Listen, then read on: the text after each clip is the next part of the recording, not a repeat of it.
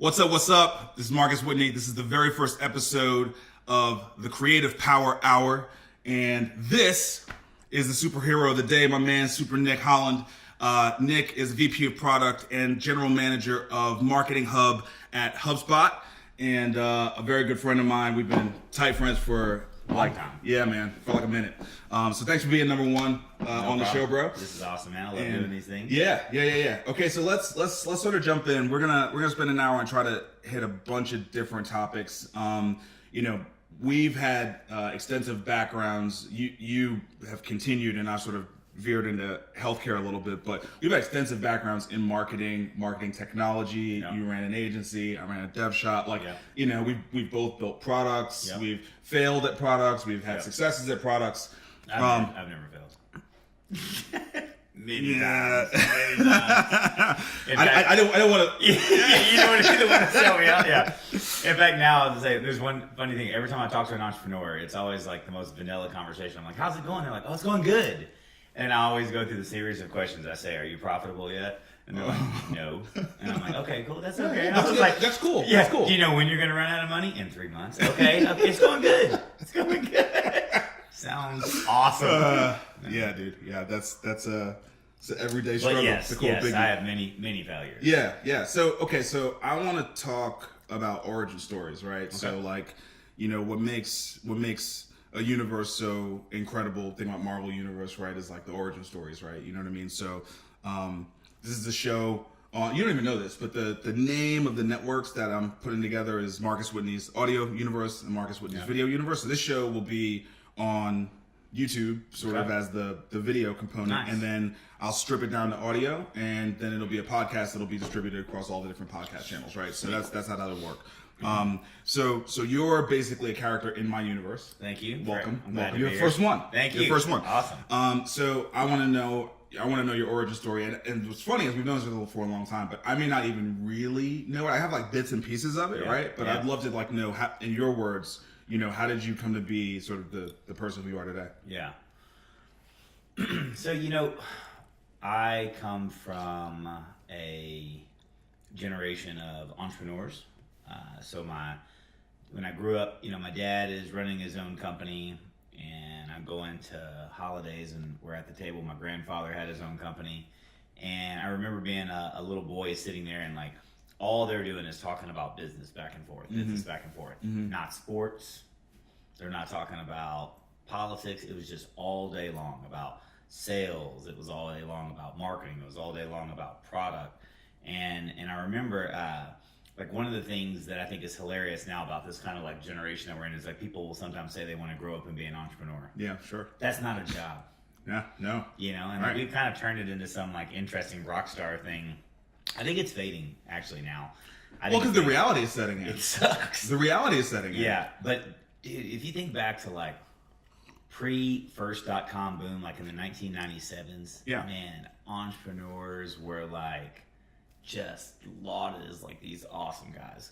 But going back to me, here I am. I'm 16, and people would ask me what I want to be, and I didn't say a businessman or anything. I said I want to be an entrepreneur. Mm-hmm. And so my first foray into it is I told my dad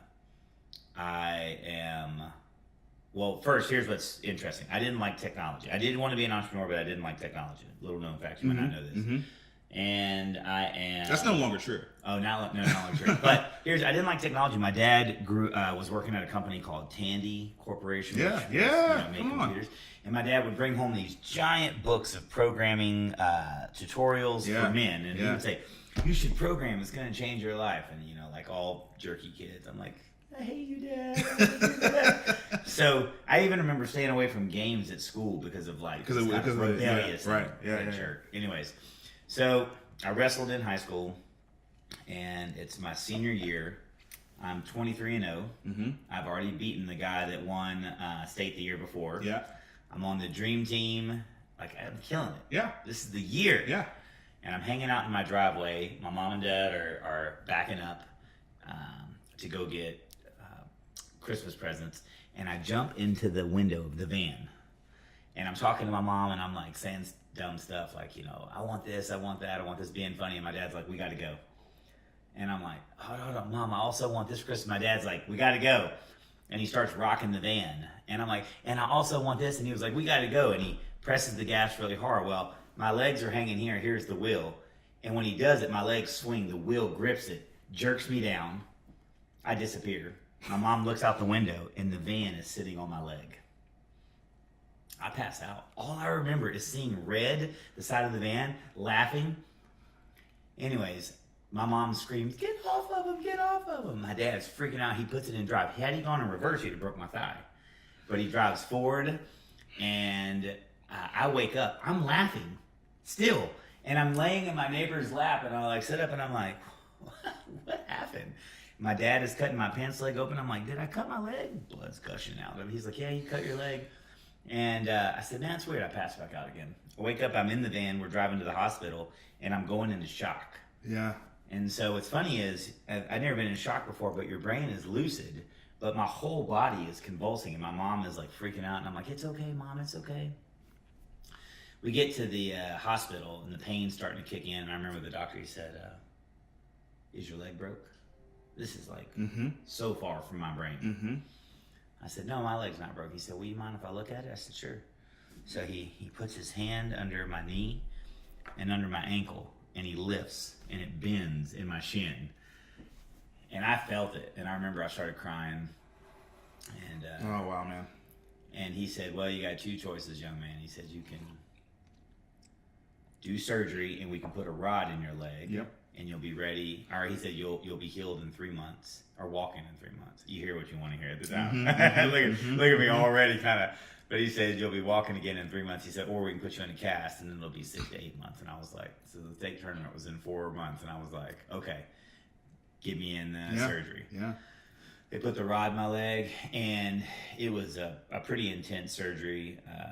I was in a wheelchair for a while, and then I had my little cane. And but what's funny is I was bored. I couldn't even go to school for a while. You know, it was during This is massive. Yeah, massive. So I couldn't even go to school for the first month, and so I was sitting at home. I was so bored. And there was a company here in town called Telelink. I call this a life fork, and I wonder if the listeners have ever gotten there. It's like one of those moments where one thing happened that sent you down a completely different path. And if you were to go back and change it, your life would be wildly different. So I remember there was a company here in town called Telelink, and I had gotten a computer from my dad. Actually, I was bored at home, sorry, and I told him I wanted a computer. And I was bored at home. I was trying to play on the internet. And I had the AOL discs and all that stuff. And there was a kid at school named Chris Wage. He lives here in Nashville. And he said, you can get free dial-up internet if you are an intern at this company called Telelink. So I started going there. I remember being on my crutches. I went in there, and I started hanging out with all the guys. And they were doing stuff on Perl at the time, programming languages and all that stuff. And I was bored. So I would eat the pizza and skip the tech talk and walk and go hang out with the CFO, which was Thomas Connor at the time, and I got my free dial-up. So a couple things that was interesting about that story that you'll know with me. So first, I, for whatever reason, just never gravitated towards programming. Yeah. Even though that's like what my dad wanted, that's what that. Yeah. But one of the things I really did gravitate towards was I became a master of the tool, and I think that's an interesting thing when I look at my own kids now. Like, you've got some kids who want to deconstruct something. Yeah.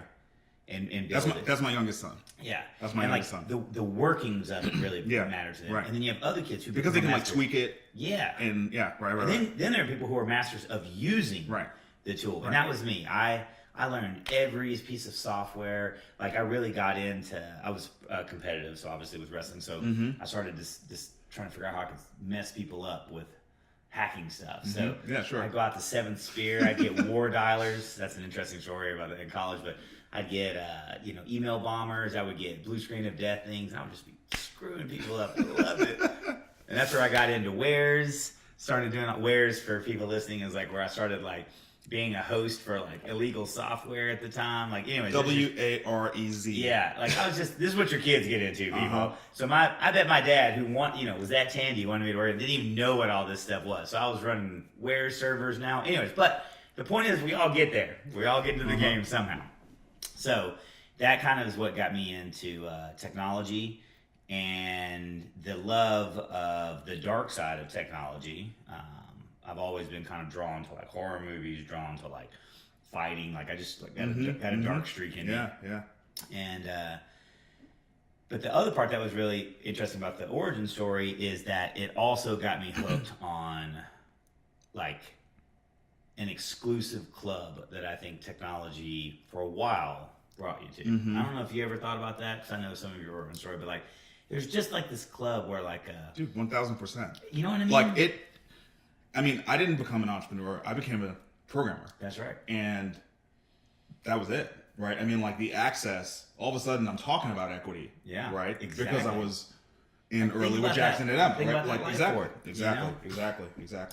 So at Tulane, I majored in information systems, and I spent all my time doing TulaNet, which is I would go around and fix people's computers. And this all plays into it. It's just kind of a sequence of events. So at TulaNet, I basically was making pretty good, about $15 an hour. That was good in college. But what I realized is that lots of the professors, lots of the people around campus had problems. And so I started basically doing $60 an hour consulting. And then I got called up by the family that owns the Tabasco Corporation, one of the people there. I forgot. I went to this giant mansion, and they couldn't get internet to work because their walls were so thick, and So I started basically doing all that stuff. And if you think about at that time, now here I am, I'm a junior. I'm now charging $60+ an hour. I am setting up networks at people's houses. I basically am really good at detecting viruses and malware because I'm actually, poisoning people with them half the time as well. Right. And I am pretty good at most software applications because back in the Wares days, I had like every Adobe. Everything. Oh my gosh. I remember getting Dreamweaver. So, yeah, exactly. That's right.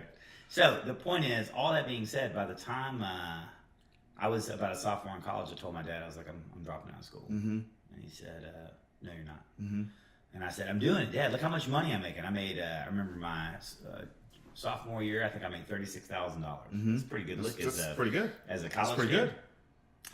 And you have no context for anything. So nothing. Like 36, you're basically a millionaire. I'm rich. I literally would I remember at Tulane, I would go out and I bought anything I wanted. Yeah, dude. You had $36,000 more dollars than everybody else. Right. Like that's so true. It was awesome. Anyways, so if you fast forward, it's not a blip. Perspective is funny. It is perspective. Yeah.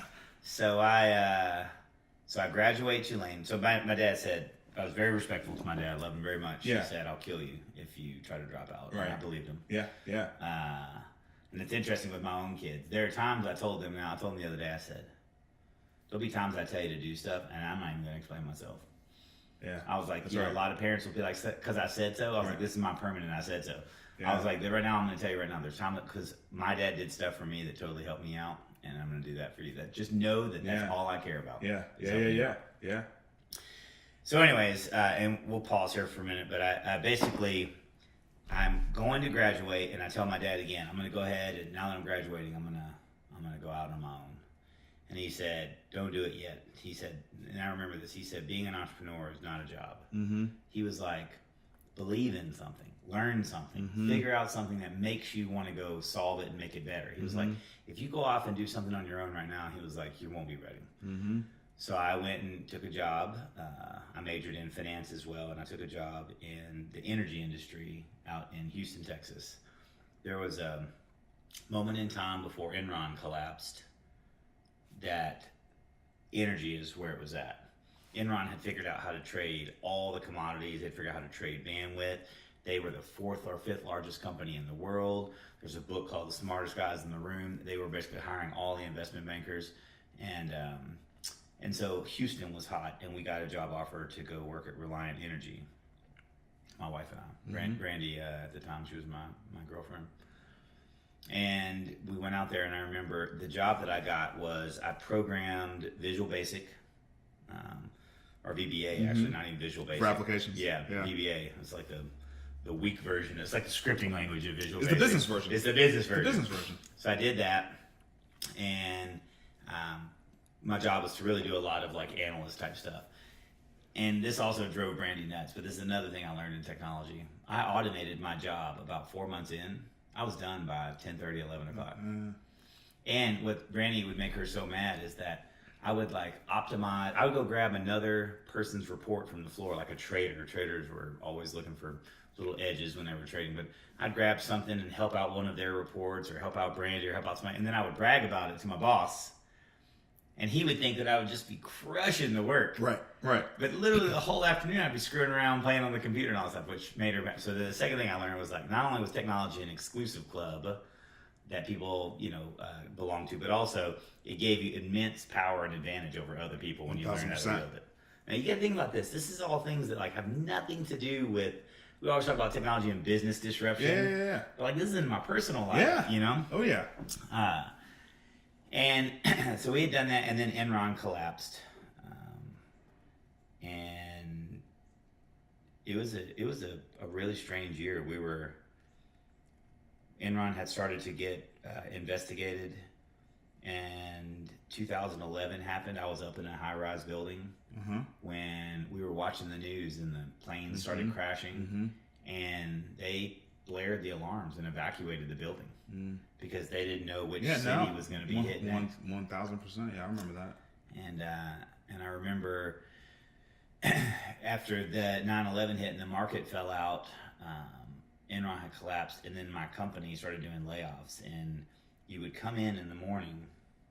This is so bad. You would come in the morning if you had Microsoft Outlook back in the day. And if you logged in and you checked the company directory, if your name wasn't there, you knew.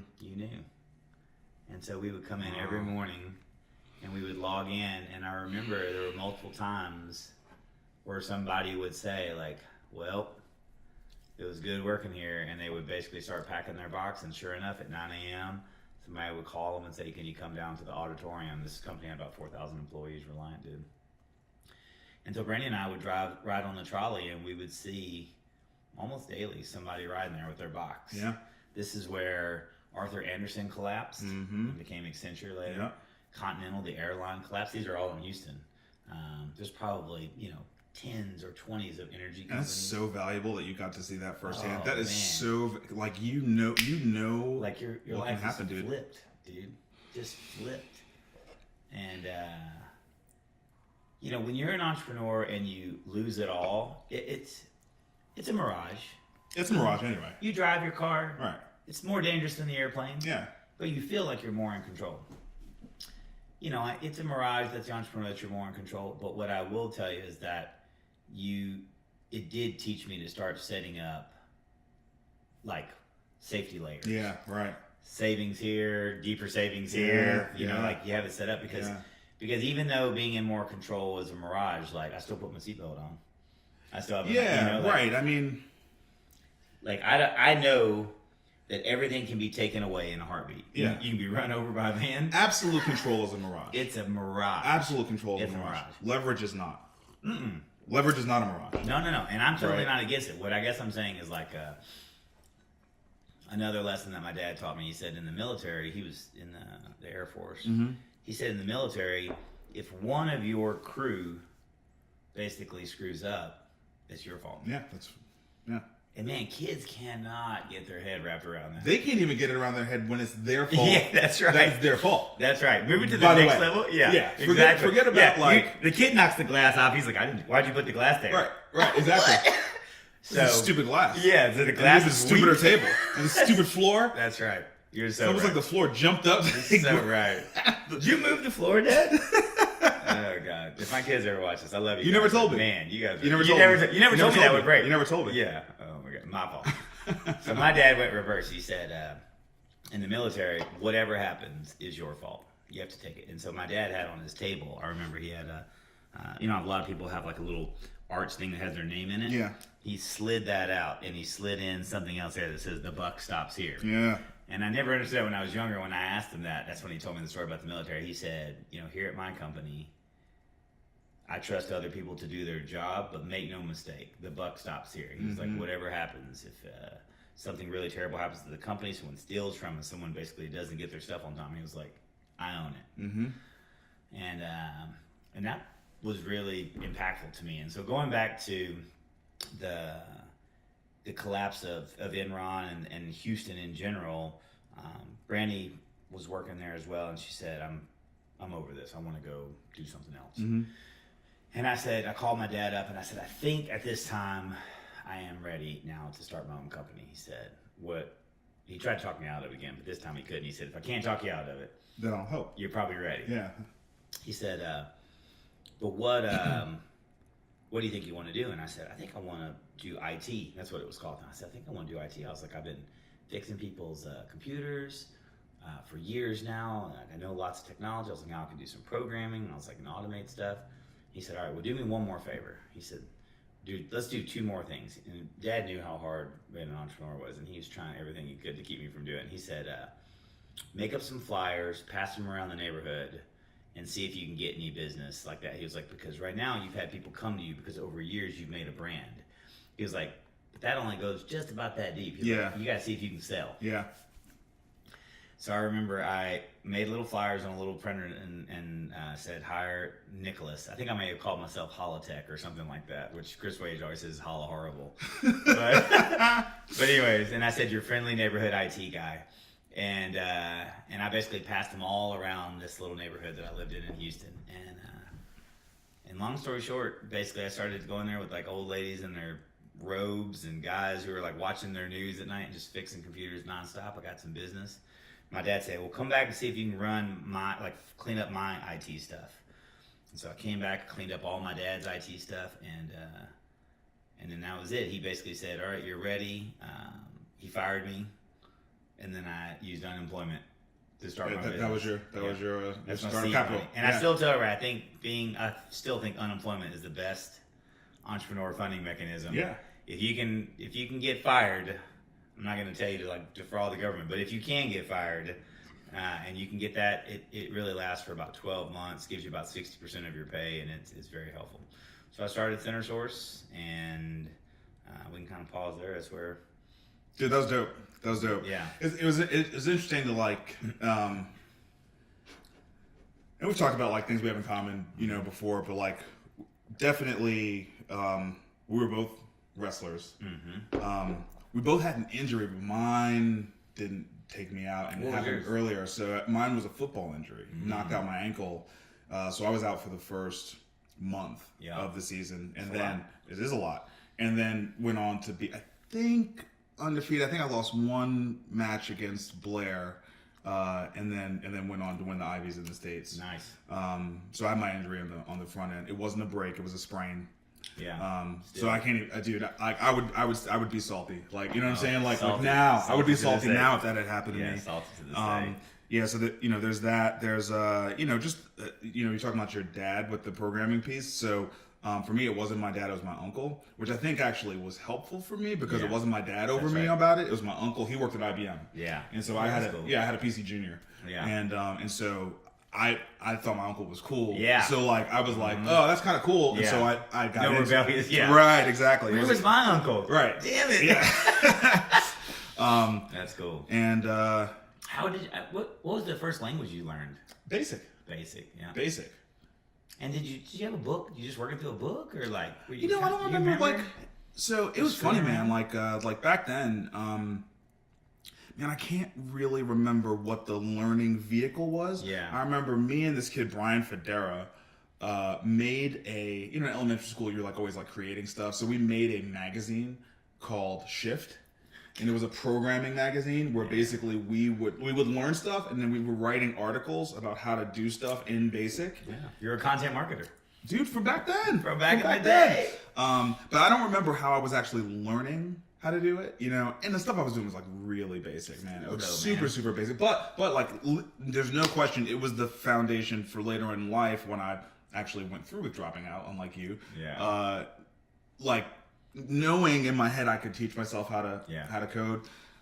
The wares, man, the wares were great. The wares were great. The wares were great. I still have CDs full of wares. I do too. Full of wares. It's hard to break the habit. Home site. I know, man. Yeah, man. So good. Yeah. O-Day. Yeah. Remember that?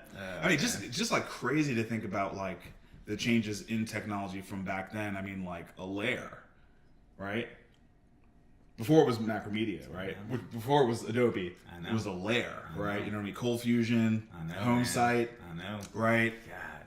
And then Macromedia and a layer, and then Flash, Yeah. and Director, NetWeaver. yeah, dude, yeah. It was. Those Were fun. Those were fun. Those Didn't were you feel powerful? 1,000%. God, I felt powerful. You could do, because you were so far ahead of everyone else. So far ahead. I mean, like, you really were in a different universe with the wares. I wonder like, if that's how people now feel. Like, I've sometimes wondered, like, I think it's moving too fast. I mean, totally. I think it's moving too fast now for anyone. You know, I mean, I've definitely shifted to mastering the tools as opposed to like I really could care less about. And it's not even about mastering the tools; it's mastering like the ecosystem now. You know what I mean? Because technology is so dense that it's more about like it's not about basic in your PC anymore. You need it's the the cloud. world. It's the world, yeah. Right? It's like, how do I stay on top of all this technology? Like I just told you about, like putting Google Wi-Fi in the house, which I really like. Yeah. Although I don't know what they're capturing. Yeah. Do you want to segue into talking about Google and like the future technology real quick? Yeah. I mean, your origin story was like super dope. But I mean, I think we get it. You started Center Source. But did a bunch of businesses. And now I know, like, the reason why you said entrepreneurship is not a job is because that's something your dad said to you. That's where you get that from. That's right. And it's like, it's pretty clear to me that like your dad was massive. Yeah. Massive influence for you. Yeah, dude. I was gonna say the life fork, the stuff he did, and then like what's the kind of culmination of that story, I would say, is that I went on to start multiple businesses. Many failed, some did well. Yeah. But I remember sitting at the table again. Mm-hmm. And I remember now, Dad's talking about Holland Medical, his company. I'm talking about Center Source, and we're talking to the patriarch, our grandpa, who he retired at 42. He did well and sold his company to GE. And I just remember thinking, like, man, I made it. And what's interesting, like as a Holland man, yeah. And what's interesting is I'm not motivated by money. I think a lot of people say that. I mean, everybody wants it, everybody needs it, but when you play video games, there's like 4 kind of video game personalities. There's the achiever. Mm-hmm. They define their worth by beating something else. Mm-hmm. My dad started off his career as an achiever. He was working for a guy. He was like the lead sales guy, and he said, "Can I buy into this business?" It was Bradley Pharmacy over off on Charlotte. He said, "Can I buy into this business?" And Bradley said, "No." And Dad said, "If I can't buy into this, then I'm going to go compete with you." And the guy said, "If you feel froggy, jump."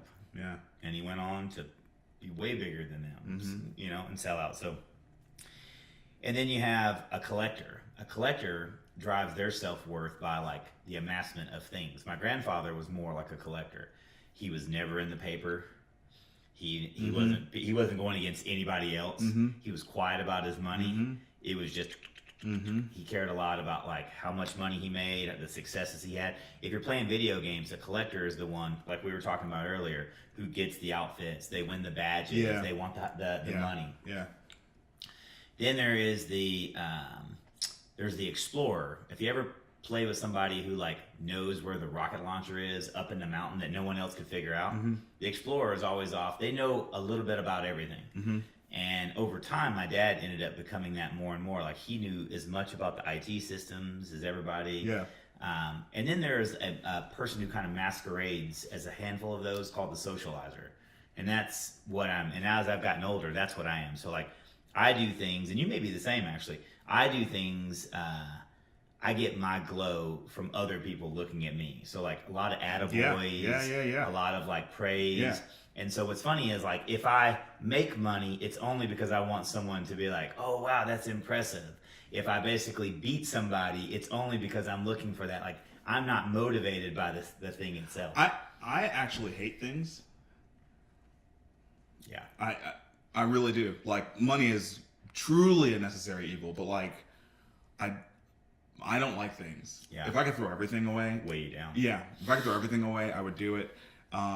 And I'm getting to where like but I think this is a societal thing. I'm really happy about the shift to minimalism because that is a much more natural state for me. Yeah. And that's where I want to be anyway. Like I don't want things. Yeah.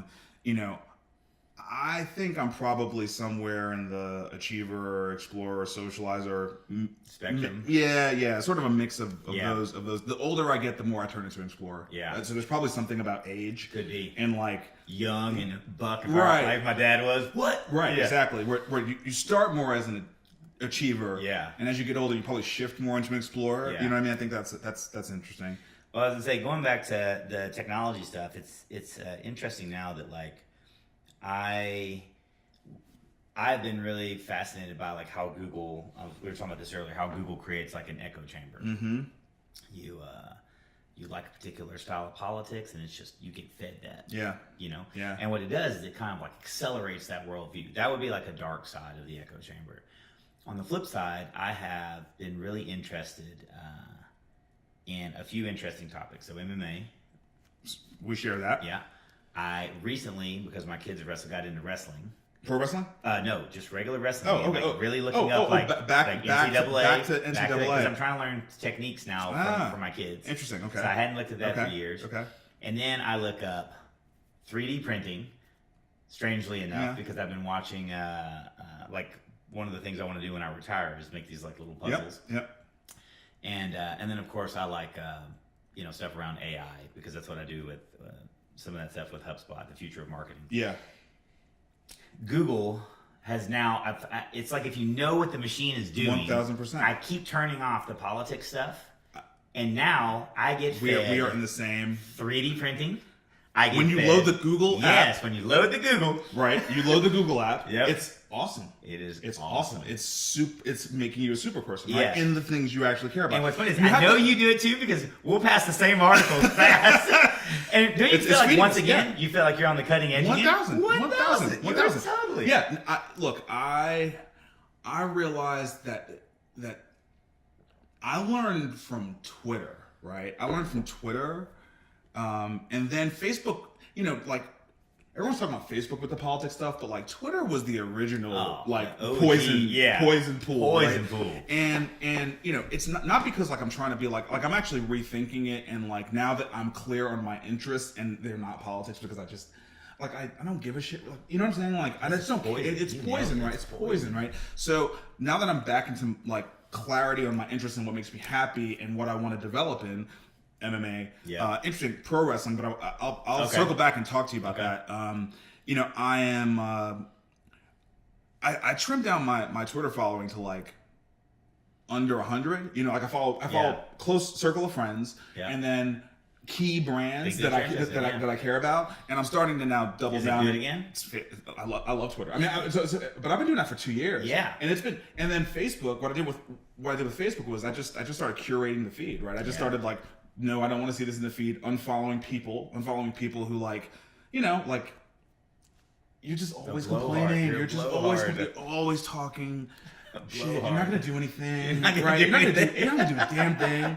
You know what I mean? Like, I'm just unfollow, and like, dude, my phone is great. I know it's great, and I love it. I love it. I wonder if once again our background of, because that's what I'm saying. We reverse engineered it, dude. If we're basically always reverse engineering moving everything. once again back into where are we back in a exclusive club again? Which is like, I mean, I know it sounds weird, but like most people are poisoned by social media, and they admit it.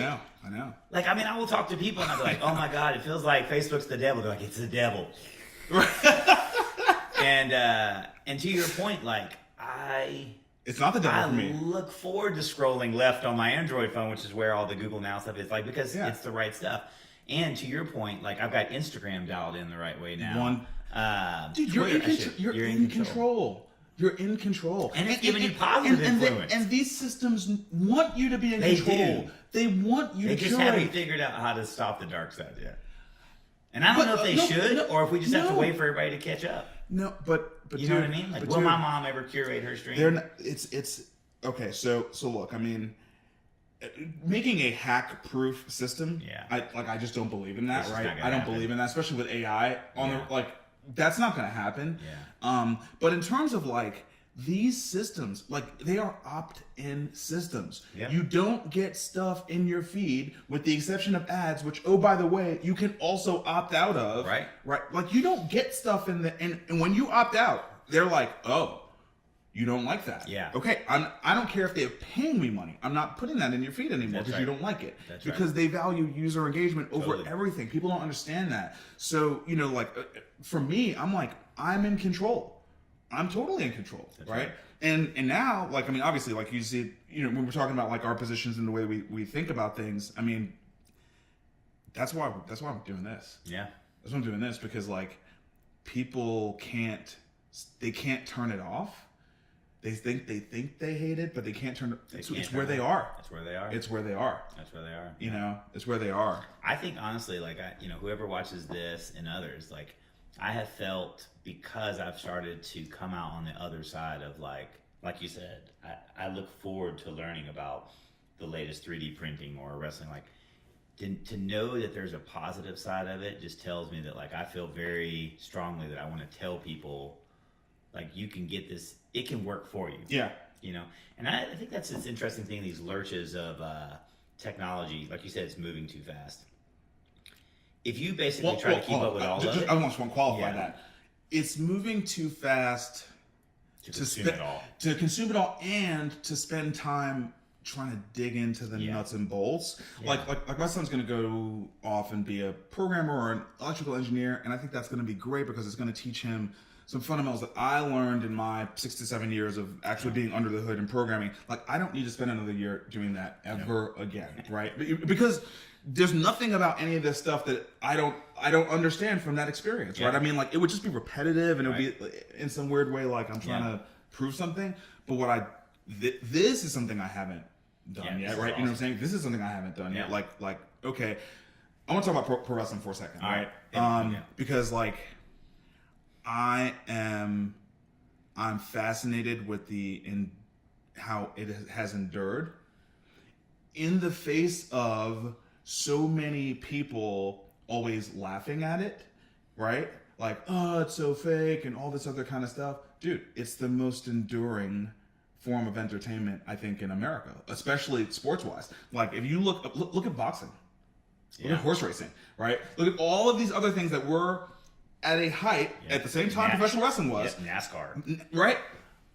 Dude, WWE has more subscribers on YouTube than NFL, NBA, NHL, all together. Wow. All together. Wow, I didn't know that. All together, bro. All together. Okay? And, like, the WWE network. So I subscribe just to like really understand. Dude, they have it's everywhere 24/7. They are producing so much content, and bro. It's good. And they own all the IP. Yeah. Like, they own. It's good though. They are real life Disney. It's real life Disney, to your dude. point, It's incredible. I started off with I was a wrestler and I was annoyed at wrestling. Yeah, right. I was like, that's fake, it's BS. Right. And then in college, I started watching it with the guy, and it's wildly entertaining. It should be like dude. wildly entertainment. It's incredible. Yeah. It's incredible. And so I actually think that they know that. I think, well, first off, of course they know it. Like you said, they're enjoying it. He's a brilliant businessman. I don't think actually anybody puts on airs. They don't ever say it's not fake. They just actually go out there and do their thing. It's a show. Right. It's entertaining. Right. And I think it's called sports entertainment. It is sports entertainment. But, and no one has ever mimicked it, by the way. But you can't deny that the wrestlers are athletes. Because you can't do any of that. Nothing. You can't do any of it. Yeah, and in fact, I think the reality shows that have gone behind the scenes that show them rehearsing shows how hard they work. It's so hard. They had a show about what does it take. You would die if you tried. I would die. You would die. Yeah, not you. Yeah. But like. Oh, I would die. The proverbial you would die. I would die if you tried to do. Of course. Anything they try to do. First off, they actually get slammed, so they know how to hit the mat, and they get hurt. And they get hurt. I mean, they are. And by the way, does anybody call Cirque du Soleil fake? Dude, they do it every night. Yeah, that's what I'm saying. Do they call Cirque du Soleil fake? No, they rehearse, they practice. Nick, they have 2 shows on primetime television, right? Yeah. 2 shows on primetime television, right? So on Monday night and Tuesday night, that they Raw and SmackDown, 2 full brands, two full brands, two full versions of their whole universe with two full championship stacks, right? I mean, like I'm really, really just blown away by the comprehensive. Their product is amazing. It's ridiculous. And then what they also do is, what I think they've also done is that every one of their wrestlers, one of the things I remember a while back that The Rock was saying, by the way, The Rock is amazing. And by the way, they built the biggest superstar in the world right now. That's right. Almost 200 million followers on Instagram. And to take nothing away from The Rock, I think every one of the wrestlers has the task of building their own brand. If UFC did more of what WWE did, they would go to the next level. No, they're doing it. Yeah, build up the fighters. Dude, you think Dana doesn't like? Dude, Dana's like, Rhonda, please go over there so I can hang out, so I get a little bit closer to Vince, right? Yeah, what y'all doing over there? Yeah, so, dude, he's doing it. I know. He knows what's up, bro. They have a show called 205 Live that's just cruiserweights. Yeah, it's just the guys who flip and weigh 205. Yeah. And then they have NXT, which is like just their development league. Yeah. It's unbelievable. Wow. It's unbelievable. It's basically like ECW, if you remember what that was like. Yeah. It's like their own ECW that they own. Yeah. I mean, they have when you have their network, you can watch WWE programming 24/7 all the time. Yeah, all the time. And then they sell out these live experiences. I mean, WrestleMania is still probably like one of the most attended annual events like of the year. Anyway, the point being that like there you have an organization that like quietly, without getting any of the credit they really deserve, has probably pimped out this digital technology enabled era. To your point, better than sports. Better than dude. I think better than anyone. Yeah. I think maybe you could look at what Marvel did, but really they played the Hollywood angle. Yeah. I don't think there's another brand that has done anything close to what they've pulled off. And so that's like in my head, dude. When I wake up, I'm like young black Vinnie Mac. You know what I'm saying? Yeah. Like, because that's where my head is now. My head is like, holy shit, man! Like you can build brand by creating content and just create a machine. That's right. Just create a machine and quietly, like create a super defensible business. At HubSpot, the thing that we talk about is no time too hard. What does that mean? That's the thing that I think that breaks down most people, is that most people actually, they kind of think they're not interesting. Look, we're all interesting. Right. All interesting. We all got interesting stuff. And then if you go back, if you bring all this full circle, if you're interested in something and you were willing to immerse yourself in it, you're already light years ahead of most people. Yeah, exactly. And whatever path you're on and the content you're consuming, there are people behind you that are coming up the same path too. But the no time too hard is that we, one of the things that drew me to HubSpot was that essentially we should segue right now into HubSpot, because I want to learn a lot about this. I have real strong opinions about the company, what your impact has been there. Okay. So we, as far as the origin story goes, I go back. I'd taken some time from Center Source, was going to transition on and sell that to the employees, and I had started a company called Popular, which was, it let salespeople, really everyone, but it let salespeople make single web pages that they could do like a sales pitch or a proposal. And I got introduced to the people over at HubSpot, and through a courting process over a couple of years, they were able to, they wanted to put a bid in for the company. I sold it to another company, but they still stayed in touch and were finally convincing me to come join and run their labs program. So I start running their labs program, and quickly we start killing a bunch of old labs projects. And one of their projects was really good, and we ended up turning it into the free version of HubSpot's Marketing Free, which game changer. Yeah, it's dope. Complete game changer. And so we started moving HubSpot, which is a relatively expensive product, into the freemium space. And the reason why that's pretty profound, if you keep up with HubSpot's story, is that HubSpot really focused, the two founders, Brian and Dharmesh, focused on exactly what Marcus was talking about with with like the WWE. They said their favorite comic they show a lot of times at company meetings is this comic that both of them joked about whenever they were in school together, where it's a dog typing on a computer and he's looking over to another dog and he says, on the internet, no one knows you're a dog. And the point of the comic is that, anyone from their home, whether at a coffee shop or whatever, has the beginning to start something great. Mm-hmm. You just have to be committed and push through. And so HubSpot started with the concept of, what if you made content that actually drew people to you? That's inbound. That's the concept of it. And in my world at Center Source, I was, very guilty of some of the bad marketing habits. I bought lists. I emailed people too much. We did cold calling. Like all the reps had to do 20 cold calls a day. Like I did all that stuff. And I felt like I was, pretty conscious about my position in the community, and I still did that stuff. I think that was one of the bad habits we picked up from our hacking technology wares, like that whole mindset of getting over on people, tricking people. Dude, that was a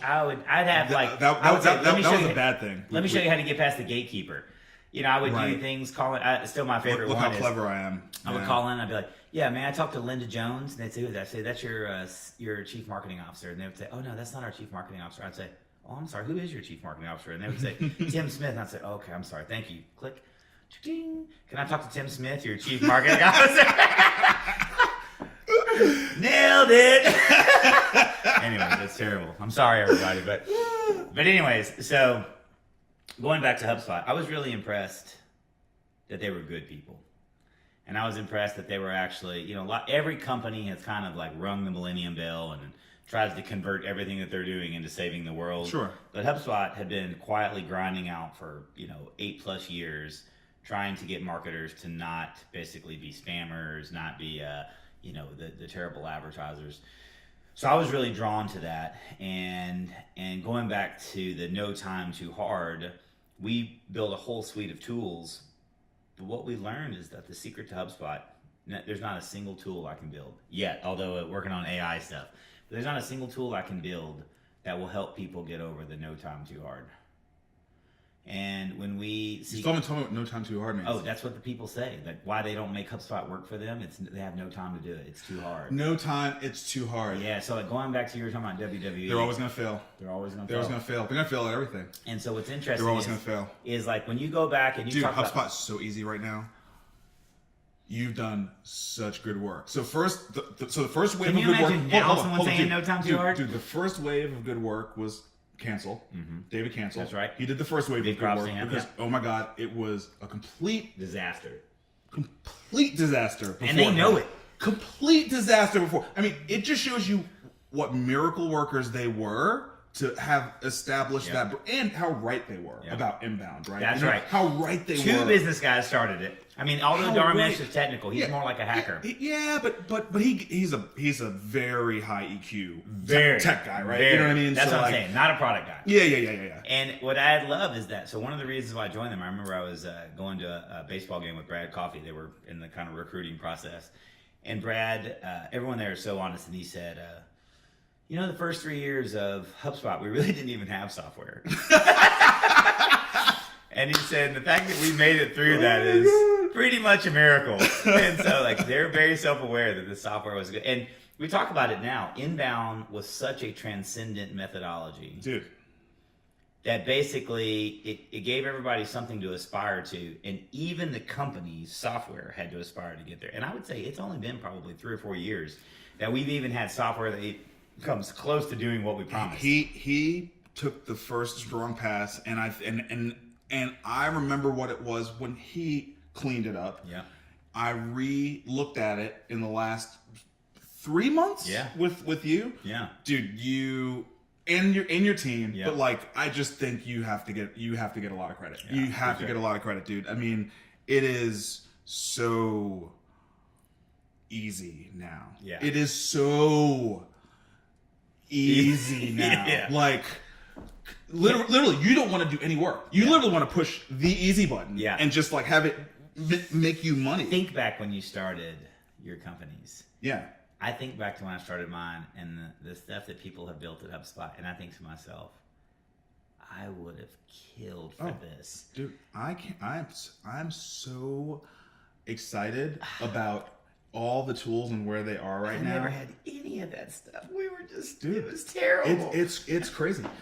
So I'm gonna do a deck in the next 30 days. Like once I get past like getting this all up and running, and it's gonna be like, here's the media company I built. Yeah. With basically $3,000. That's right. Right. If I take like, the HubSpot. Yeah. Like all those different types of things, this investment, sort of all that, I mean, WordPress on WP Engine, I know. with Studio Press, with a theme, drag, Fiverr. Did you get a rap song like that? 99 Designs. Exactly. I mean, and dude, seriously, I'm sorry if you're one of these designers that thinks that's the worst thing in the world. Sorry, the market is the market. I think people are changing. Man. Yeah, man. I mean, look, dude. I can't wait until the moment when I can, have a designer on, because it's not that fun to be on Fiverr, right? It's kind of hard. You got to go through revisions and blah blah blah. But for $15, ridiculous. I know. Again, so all we didn't have any. None of those things, right? I mean, it's not just the HubSpot. It's like the whole all of it. So all of it. Our CEO, dude, Creative Cloud is now it's a cloud. What is it, like $60 a month? Less. Yeah. Less. If you get it the right time of year, you buy all this stuff at everything Black Friday. It used to be like everything. It was so expensive. It was so expensive that you felt justified stealing it. It was so expensive. You were like, it was so expensive. I think I'm paying $35 or $40 a month. Ridiculous. For everything. I know. For all the apps. The power you get for basically Netflix and Spotify. Dude, and so what's really funny is that No Time Too Hard. I mean, that it basically is down to that, right? It's basically down to, and I just don't even accept that because because I have kids, I have businesses I run, and I'm so excited to do this. You know what I'm saying? I'm so excited to learn and work and I want to learn how to be great at HubSpot. The certifications you learn. What is wrong with you? This is something that I wonder if this ever crosses your mind. As we kind of wrap up this, I think to myself, there's so many things that we think are unique to us. We think are our life is hard or challenging. It just feels like sometimes, maybe I'm getting older and nostalgic, but the same issues plague us in 2018 and 2019 that they were writing books about in 1988, 89 about productivity. Yeah. I go back to so many people back then struggle with. It's just change. Just change. Just change. But how do you change yourself? How do you set aside quality time to knuckle down? It's the same stuff. And I think, yes, we have a lot of distractions today. I don't know what the distractions were back in the 80s or the 90s. But the point is, the no time too hard is not a software problem. It ain't a technology problem. In fact, it's never been easier to do stuff. Never been easier to do stuff. And people, for everybody who wants to lead, and lead doesn't mean a bunch of, tell everybody that we're going to say, but anybody who wants to lead by saying I'm going to go really dig into this subject matter, there's just so many people hungry behind you. And that's kind of where I think marketing is. You're talking about where do I think marketing is. I think that with me kind of overseeing all of our marketing products at HubSpot, human behavior hasn't changed when you get down to a lot of those characteristic fundamentals. Mm-hmm. Are they in different mediums? Do I think about, this year going to be the year of Pinterest or not? Yeah. Yes. But ultimately, what drives that attention? What drives what you did on Twitter? If you want to bring it full circle back. Yeah. At the end of the day, you're a person who's very smart. You have limited time, and you're trying to figure out where to invest that time to better yourself. Yeah. Whether it's entertainment or this. Dude, that hasn't changed for ever. And that's where I think marketing is now, which is we still got to do that, but just I think the number of channels have really changed. So, yeah, but in an awesome way, in a clarifying way, in a way that when you send a post out on LinkedIn, the context. When the channels were more limited, and you send something out, the context was not as clear. No. Now the channels are contextual. Yeah. Right, which is something HubSpot educates people on, right? But it's also sort of, it's just common sense, right? It's common. Facebook is not Instagram. Otherwise, you wouldn't need Instagram, right? Instagram's not Twitter. Otherwise, you wouldn't need it. This is not LinkedIn. This is not text message. This is not podcast. This is not YouTube. I don't think people. This is not. I think we're still way ahead of people. Okay. You know? I'm saying I think what you're saying is absolutely needs to be said, which is like back in the day there were 4 stations, channel 2, channel 4. So the reason, when you get down to the heart of what I did on Twitter, it's because I value agency. I value my own agency, and I don't like the idea of feeling powerless in these situations, right? So one of like I used to think that innovation and entrepreneurship was like the thing I was most passionate about. The thing. The last 4+ years that Brio, Jumpstart Health Further, like what that's really, talking about health all the time and like really getting to the core of what everything is, which by the way, it's all behavioral. That's right. Okay, it's all behavioral health, right? Which the healthcare industry has no solutions for. Yeah. Okay, it forced me to sort of look back at myself and just realize like it's really well-being. Like the reason why I like being an entrepreneur, dude, is because I'm sad if I work a job. Yeah. Like that's why. Because I'm not happy. I don't feel like I'm living a true expression of myself, right? That's why it's like shifted everything to like creative power. Yeah. You know what I'm saying? Away from entrepreneur, and not away from, because I get to experience creative power through entrepreneurship, and I think it's a great vehicle for a lot of people, right? Yeah. Because then you can self-fund your creative power. That's right. Which is dope, right? That's right. That's just a dope thing, right? But like, it's about well-being, and and the thing is, like, exercising agency builds the capacity to exercise agency. It does. It's all effort capacity, right? You know what I'm saying? Over time, like, so I'm probably 30 days sober today, right? Just because like I've sort of realized, You're like, can I do this? I'm gonna do it. yeah. And I also know, like, I was like self-medicating. I was like, you know what I mean? Like the one thing I think we were talking earlier about like political views and like threading the needle, right? And I try to, like, I try to maybe live in the extremes, but not necessarily think in extremes, if that makes sense, right? Yeah. So like what I would say is like, yes, it's super important for people to know that they have agency and exercise agency, and it's also super important for everyone to recognize that like probably all of us have experience in trauma, and trauma's real, dude. And trauma has downstream impacts if you don't process it, and if you don't deal with it, it will deal with you. Yeah. Period. End of story, right? Yeah. And so like you have to process trauma. Like you have to look at your behavior and say, is this really authentic to me? It's probably, you know what I'm saying? And if it's not, Where's this coming where from? where is it coming from? This is not really a me thing, right? Yeah. And so but this is me. Like to passionately jump into something, like I'm super like the whole Too Hard No Time. I'm so excited to not depend on anyone to do this. I'm gonna do the editing. I'm gonna do the producing. Yeah. I'm gonna do the writing. I'm gonna take the pictures. And guess what? It's not gonna be that good, but like, it's gonna be my creation. Yeah. And it's not too hard, and I'm gonna take the time. And I'm not putting one of those because the agency is important to me. You know what I'm saying? Like, like once I realized, holy shit, this is what WWE's doing. Holy shit, this is what Gary Vee's doing. Holy shit, this is what Tim Ferriss is doing. Holy shit, this is what you know what I mean? And like the leverage that comes with that, then I was like, well, if I hear a voice in my head say, yeah, that's cool, but you need a guy to do your editing. We all do, right?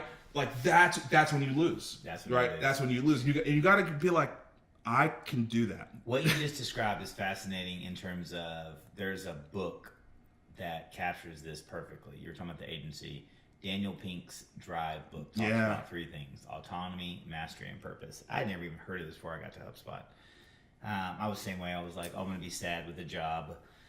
And one of the things, whenever they were recruiting me, they said, like, one of the things that we care a lot about here is autonomy. And I remember I was going to go work for Brad Coffee, and I said, okay, so I'm going to do it. I'm going to do it. So, like, tell me what I'm supposed to do, boss. And he was like, no, that's not how it works. And I was like, well, like, I mean, seriously, like, what? He was like, I need you to go fix labs. Good luck. How about it?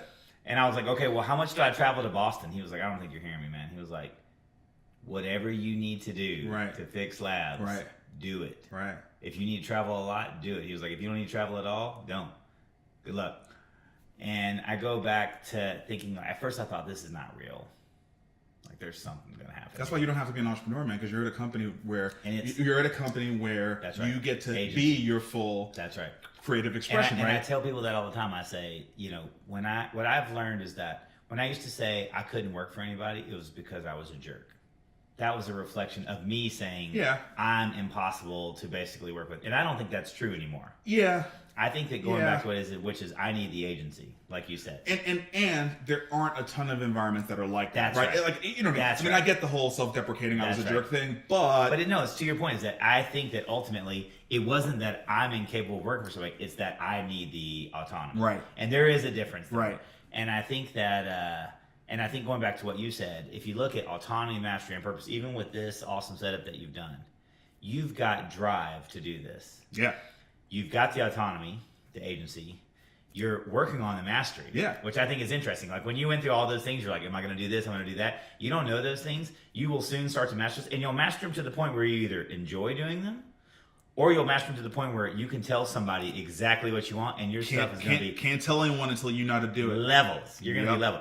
And then you get into the purpose. Like, you have a purpose. When we were talking in New Orleans, and you were like, I want people to be their better self. I believe that health is a manifestation of drive. And all that. Like, that stuff is dope. And so I think you've got the purpose. I think you got the autonomy, got the mastery. And all three of those turn into the drive to do this. Yeah. So it's going to be pretty awesome. So. That's dope, man.